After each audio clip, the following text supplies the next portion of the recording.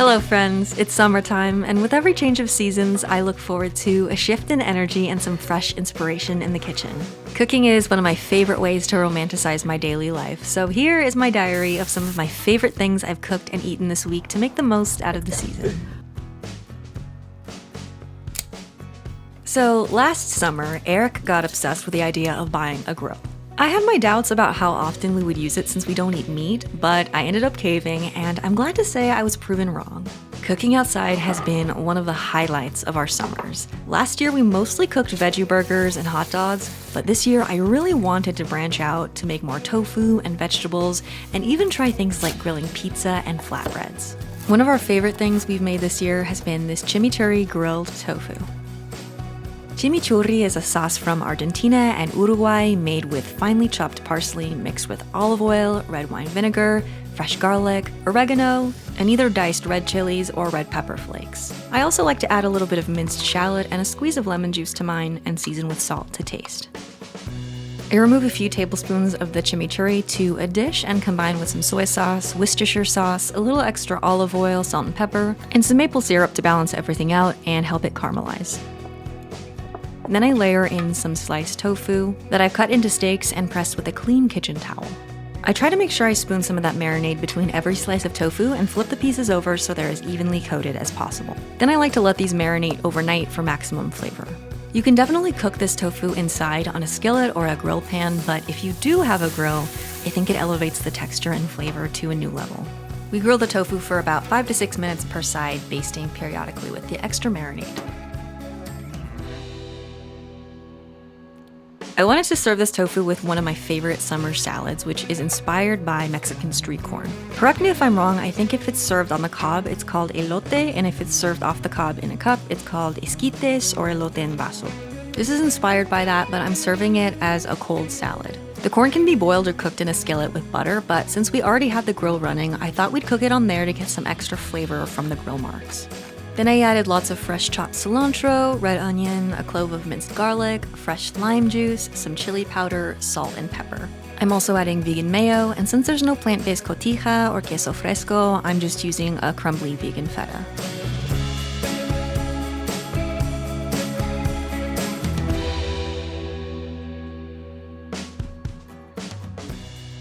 I love chimichurri because my stepmom is Argentinian. I never had chimichurri until she came into our lives. It just kind of reminds me of her. And really before this summer, we didn't grill tofu ever. We would only do like burgers and sausages. But now we have it down kind of to a science. And tofu never tastes like this when you cook it inside. It's like a whole new level of tofu.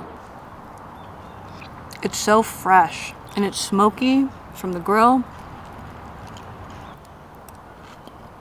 Addictive. It's so good. Gardeners oftentimes joke about having more zucchini than they know what to do with during the summertime. We have yet to grow our own, but that doesn't stop me from adding it to just about everything during the summer. I think zucchini bread is an underrated way to use this vegetable up. If you've never tried it and you're skeptical, trust me when I say it's delicious and you won't notice the zucchini at all. It quite literally melts into the bread and adds the perfect amount of moisture and density. I like to make mine not too sweet, but you can add extra sugar or even a handful of chocolate chips to make it more indulgent if you like. A teaspoon of cinnamon adds just the right level of warmth and spice. Of all the loaf breads I've published on my blog, from banana bread to pumpkin bread to my lemon loaf, this zucchini bread is by far my favorite. It is hard not to sneak a little extra slice every single time I pass by it in the kitchen. We may or may not have eaten half the loaf in the first day. In my opinion, one of the best parts of summer is that the weather is warm enough to enjoy all sorts of fun iced drinks, most importantly, iced coffee, and lately we have been obsessed with Cometeer, who are sponsoring today's video. I love great coffee, but my espresso machine ended up being a messy 20-minute chore, and then when I tried faster options, the flavor just wasn't there, and that's when I found Cometeer. Cometeer is by far the best coffee I've ever had at home, and there really isn't anything else like it on the market. They work with some of the best coffee roasters in the nation to brew coffee at 10x strength using advanced equipment equipment, then they flash freeze it to lock in all the flavor and freshness. What you get is this frosty little ready to melt capsule that you can use to make any of your favorite coffee drinks in seconds. If you want a hot coffee, you can melt one of these frozen pucks with hot water, and if you want an iced latte, you can just defrost one of these capsules in the fridge overnight and pour it over milk. You don't need any fancy equipment, there's no mess, there's no cleanup. I can literally make a cafe quality latte at home in under a minute, and then you can just toss the capsule in your regular recycling. I've also been loving trying all the different flavor profiles from the different roasters. I tend to prefer darker, bolder roasts, so I have been loving the Italian roast from Clutch Coffee, and I love that they include all the little tasting notes. We've also been loving the decaf Black Cat espresso for afternoons when we want a second cup, but we don't want to get jittery. But honestly, we haven't tried a coffee from Cometeer that we haven't loved. If you'd like to try out Cometeer for yourself, you can get $30 off your first order. That's 15 cups for free by visiting the link in the description. Thank you to Cometeer, and now let's get back to our summer recipes. So good.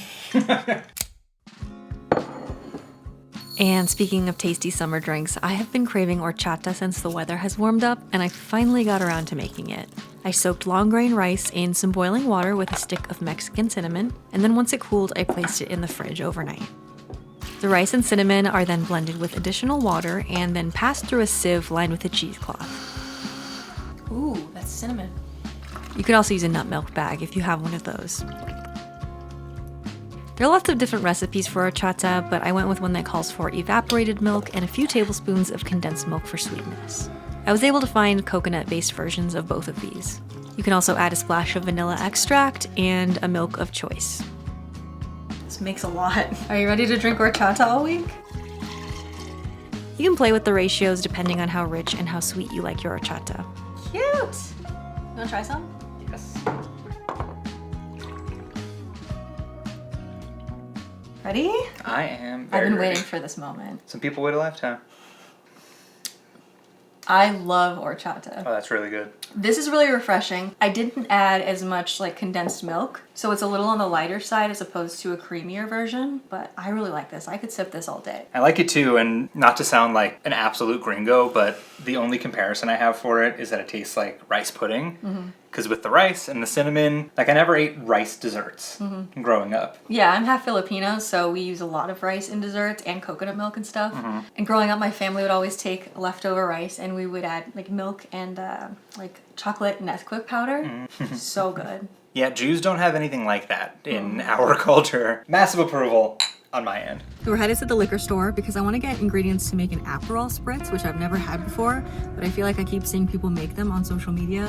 And it looks good. I'm not a big drinker myself. I haven't tried a lot of different cocktails, but I'm all about curating a vibe, the summery vibes, so we're gonna try it out. We're gonna pretend like we're just like on the Italian coast or something. Yeah. And really we're in a landlocked mountain state. And he's gonna make it for me. What? Bartender. We're on the hunt for Aperol. Ooh, here it is. Here we go. It's a recipe.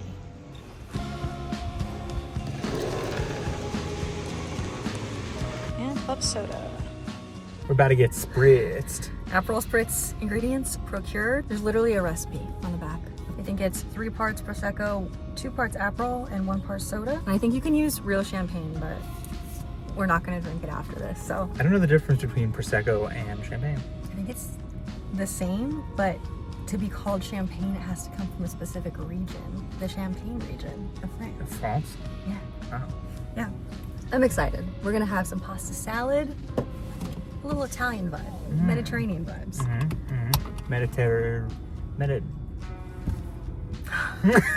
This is what I deal with on a day-to-day basis. I don't deal with what? I'm fun and cool. Let's go.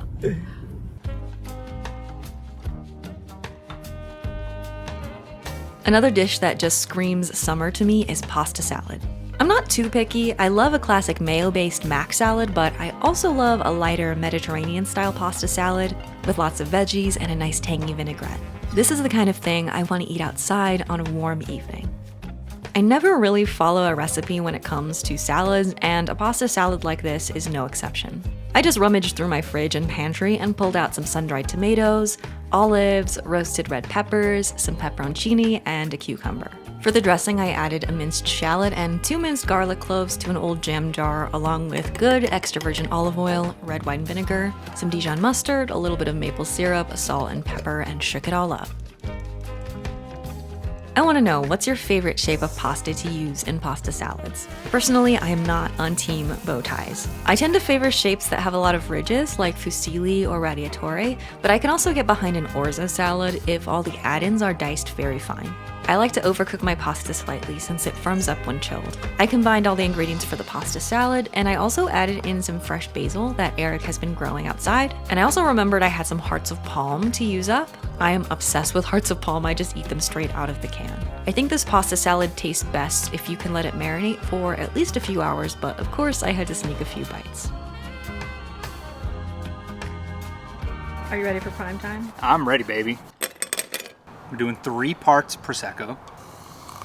Okay. I'll call that 3 parts. 1, 2, and then this goes in like that. All right, we have our Aperol Spritz. Let's try it. It's a little bit noisy and like windy right now. We came outside and it was sunny, but in Colorado, The weather changes so quickly. in the summer, you never know. I'm excited. I'm very excited. It's a beautiful color. Mm-hmm. I like it. Mmm.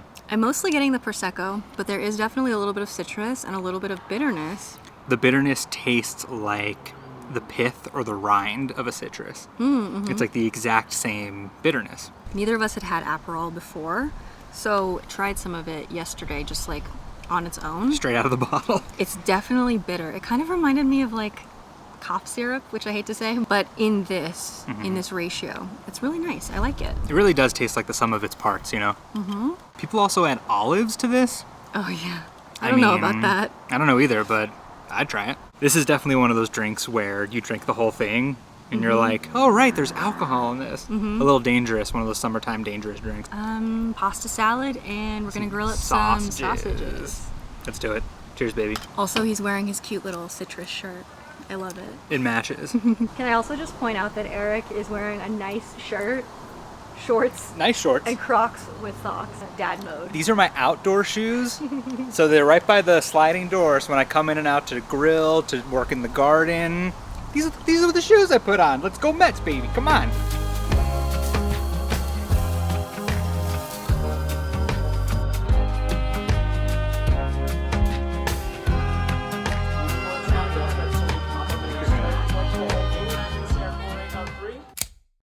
During the summer, I always crave sandwiches, and bánh mì are one of my favorite kinds because they have so many fresh, crisp elements. Sadly, we don't have a Vietnamese restaurant near us that offers a good plant-based version with all the fixings, so usually when the craving strikes, I take some time to make them from scratch. I bake bread a lot less often during the summer since it's so hot, but I made an exception to make some homemade baguettes.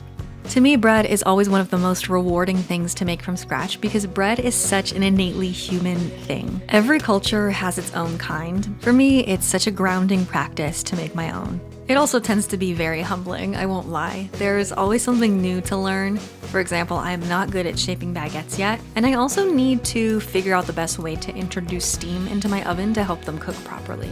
I'm gonna keep working on it, and hopefully I'll dial in my technique in the fall when it's cool enough to bake more often. I also made a quick batch of Vietnamese carrot and daikon pickles. I'm obsessed with these. I love pickled things in general, but these are so addictive. I eat them straight out of the jar, so I like to make a big batch. You salt the carrot and radish until you can bend a piece without it snapping. Rinse it thoroughly in water, then cover in a brine made of water, white vinegar, salt, and sugar. I like to make these a day ahead, let them pickle overnight so that they're super crisp and really cold when it's time to make the sandwiches.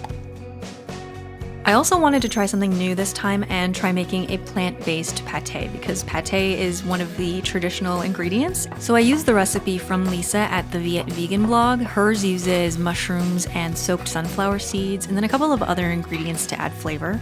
And I myself have never had regular pate of any kind, so I have no yardstick, but this was very savory and delicious. I think it would be a great addition to a charcuterie board, and I was really excited to try this on my sandwich. For the protein, I made a quick savory tofu with some shallots and garlic. Lemongrass would have been a great addition, but it's kind of hard to find it where I live, and I am long overdue for a trek to H Mart. I just browned the tofu in some oil along with the aromatics and glazed it with a mixture of soy sauce, hoisin, sambal, and fresh lime juice till it was a little sticky. So finally we're in the home stretch, and all that's left to do is put everything together and make our bánh mì. I personally like to hollow out my baguettes so I can make more room for all the toppings, but don't worry, I made sure to save the baguette guts to eat later. I added a little bit of everything I made earlier, along with some mayo, some fresh sliced cucumbers, lots of cilantro, and a few jalapeno slices. I have a habit of overstuffing my burritos and sandwiches, so I was conservative here. I definitely could have added a little bit more of everything. And if you need to wrap up your sandwiches to take on a summertime picnic or road trip, I like to do it like this. This helps everything stay nice and secure if you need to take them on the go. Last year I planted some garlic and I had no success. It did not grow. So I tried something new this year and I got a bunch of garlic growing. I'm harvesting them a little bit too late. They're a little browner than they should be, but they're still alive. Look at that. So I posted a picture of my garlic bed to Reddit and I said, when should I pull these out? And they said, pull them out now because they're a little small, but they're not going to get any bigger because your dirt is probably too compacted. And I think they're right because this is a nice little garlic. It's just a little small. So I have ideas for planting this fall. I know what I need to change. If you have any recommendations, please let me know because growing staples like garlic is really important to me and I'm really excited to try again. Wow, much better than last year. I feel like I'm taking a picture with a fish. Look how big my fish is. I mean, I'm pretty happy with that. Like they're a little small, but they actually grew. Yeah. We've never really grown stuff before, so this is like a massive accomplishment. Look at this guy. This is a real one. Nice. Yay.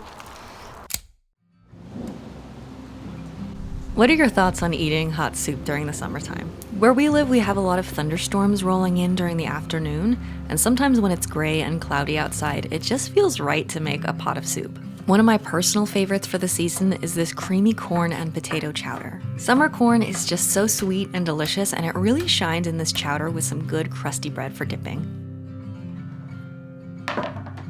I use 4 ears of corn for this soup, carefully slicing off all the kernels and then scraping the cob with the back of my knife so nothing is left behind.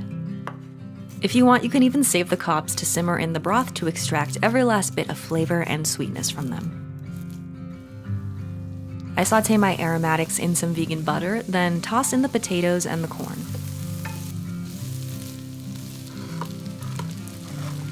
Cover with vegetable broth, add in thyme and a few bay leaves, and simmer till the potatoes are tender. To achieve a super thick and creamy chowder consistency, I add some homemade cashew cream, and I also remove a few cups of the soup and blend it completely smooth. The blended potato and corn make the soup extra velvety. This soup is very hearty, so I like to serve it with salad to bring in some freshness for balance. This time I added some fresh strawberries for sweetness, some radish for a little peppery bite, roasted pistachios for crunch, and some vegan feta. And with that, let's end this video on a cozy note. Thank you so much for joining me today. I really appreciate you, and I hope you're having a wonderful summer so far. I will see you very soon. Take care.